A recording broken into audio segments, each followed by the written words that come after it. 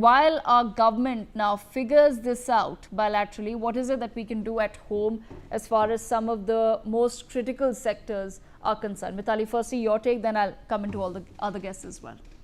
Thanks, Devika. So I think, here we need a very pragmatic, multi-pronged approach in order to deal with this situation. The first is to understand where are we going to feel the maximum impact.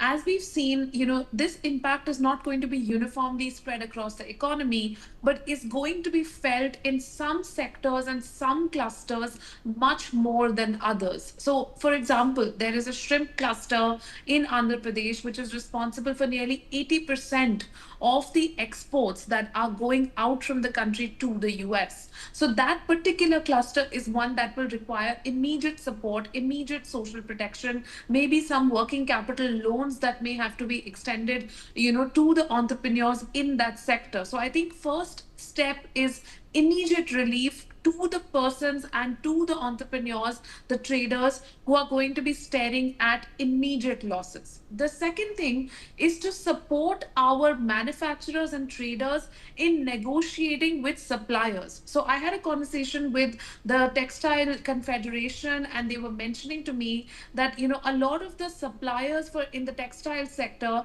are asking Indian manufacturers and traders to absorb almost all of the tariff, and otherwise they will simply renege on their contracts and they will simply stop buying from them. So in these situations, what they require is legal support, what they require is expertise, and somebody coming in with them to do these negotiations, because they are not always well versed with the regulations. So if the government can have a commission, a body that sits with these entrepreneurs and does these negotiations with them, it will really help them in at least meeting some of these suppliers halfway.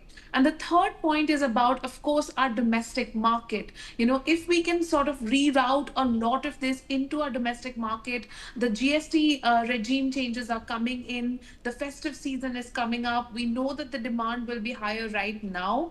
So a lot of that immediate pain can be, rerouted. And if we can bring in more discounts, more sales, more incentives, tax incentives for our domestic market, which the government is already doing through the GST changes, I think that would help. The last thing is to actually support the travel, transport, and logistics sector.